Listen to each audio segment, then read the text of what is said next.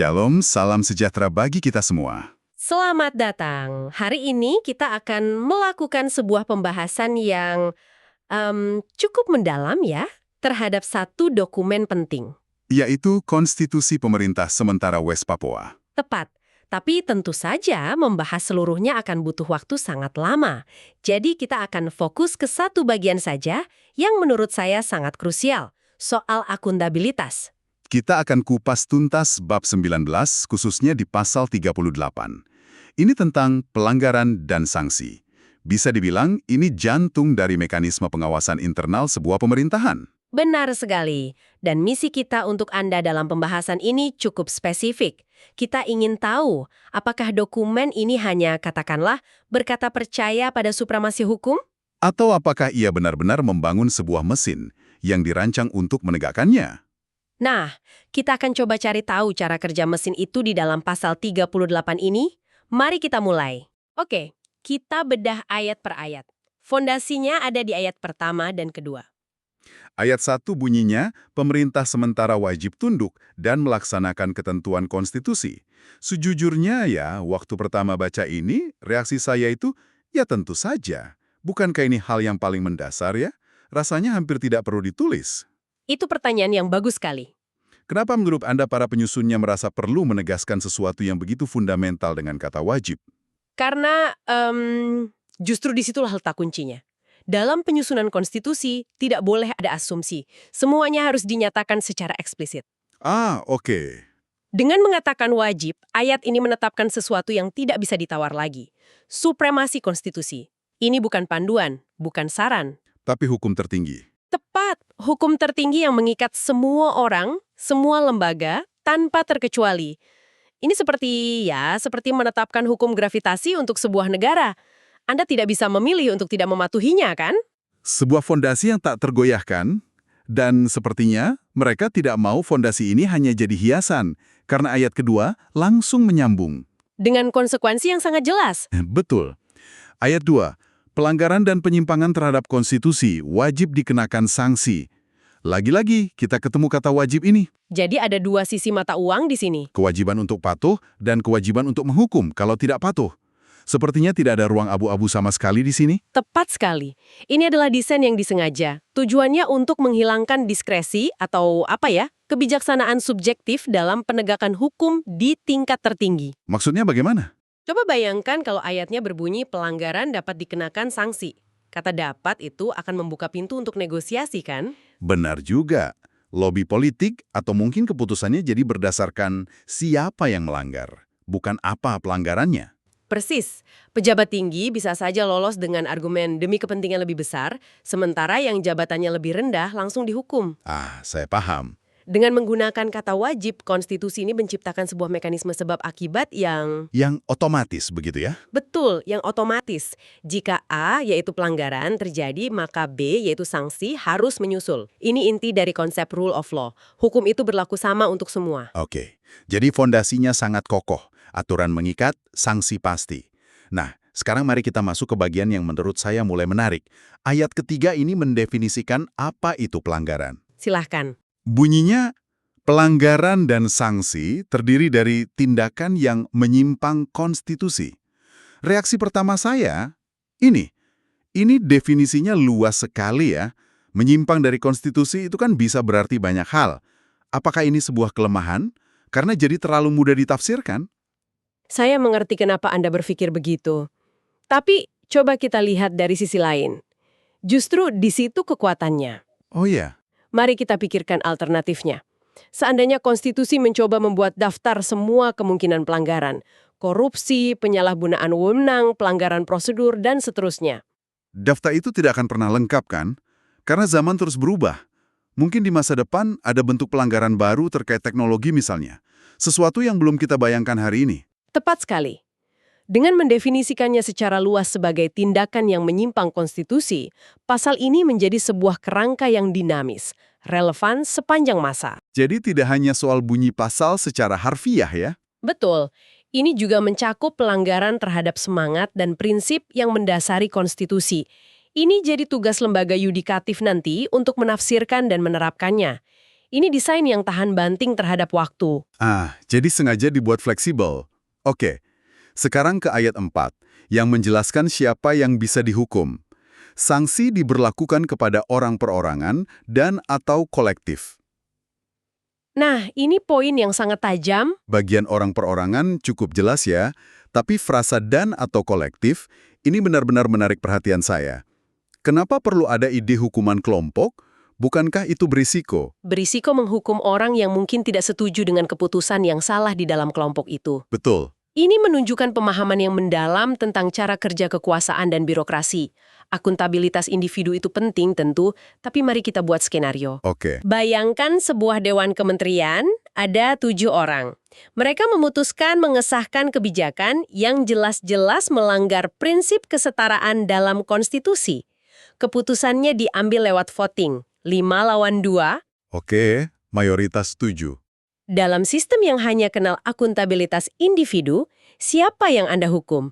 Menteri yang mengusulkan? Atau kelimanya? Proses pembuktiannya akan rumit sekali. Benar juga.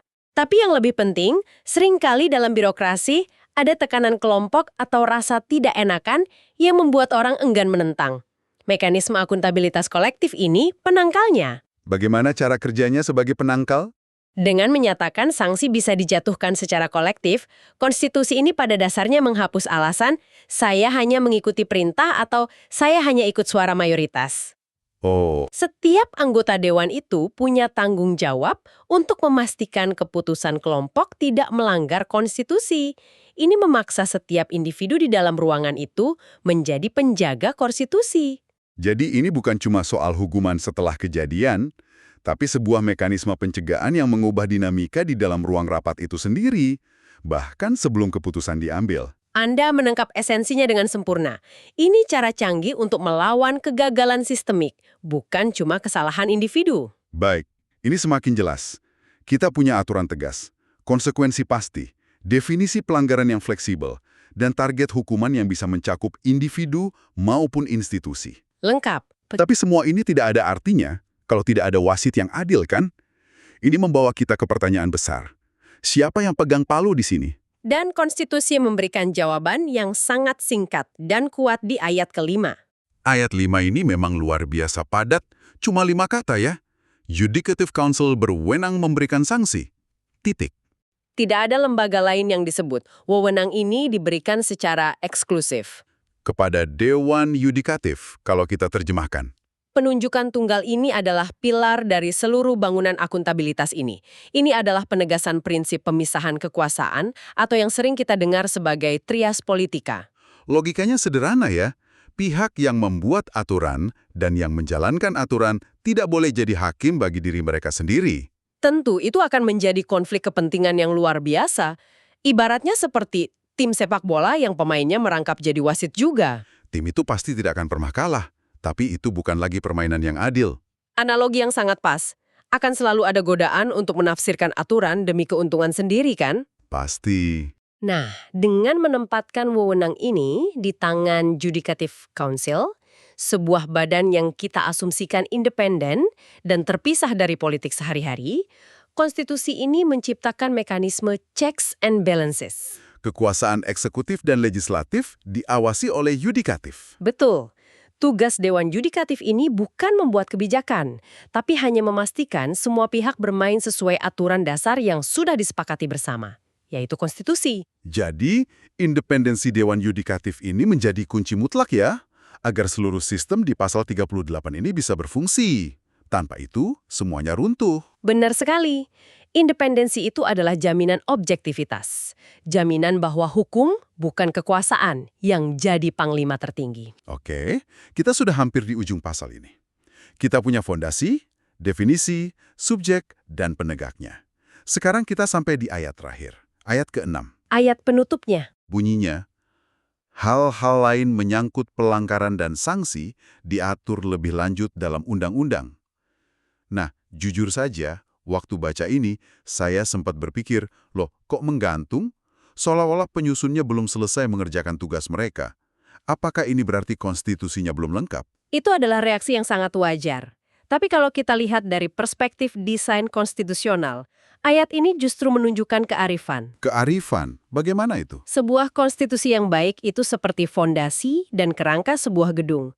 Ia harus kokoh, menetapkan prinsip-prinsip utama, dan tidak mudah diubah. Pasal 38 ini sudah melakukan itu. Ia menjawab pertanyaan apa, mengapa, dan siapa. Begitu ya? Tepat.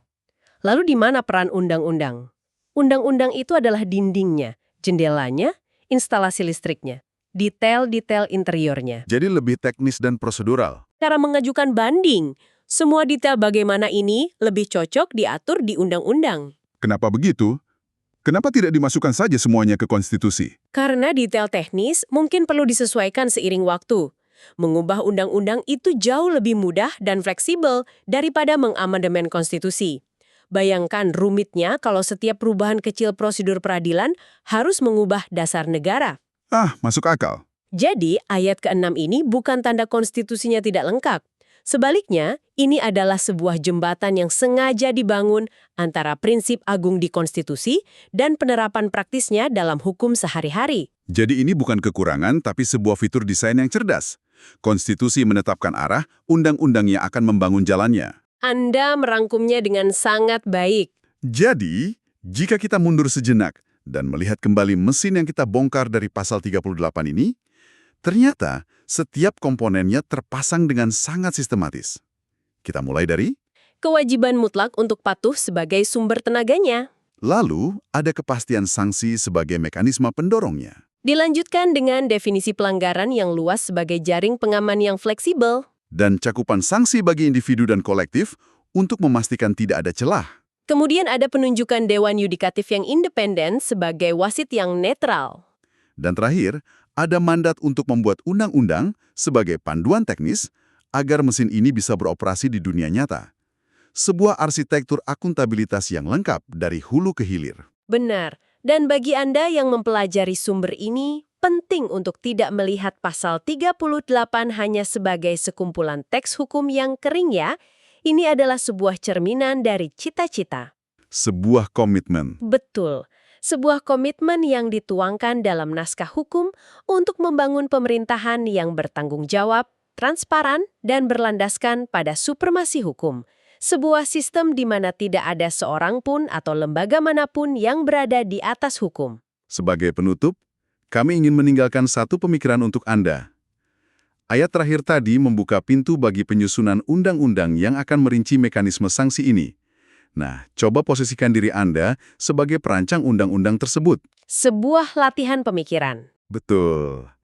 Dengan prinsip yang sudah ditetapkan di pasal 38, elemen-elemen spesifik apa yang akan Anda masukkan ke dalam undang-undang itu untuk memastikan sanksi yang dijatuhkan benar-benar adil, efektif, dan yang paling penting, mampu mencegah pelanggaran konstitusi terjadi lagi di masa depan. Sesuatu untuk Anda renungkan. Tuhan memberkati West Papua, Papua Merdeka.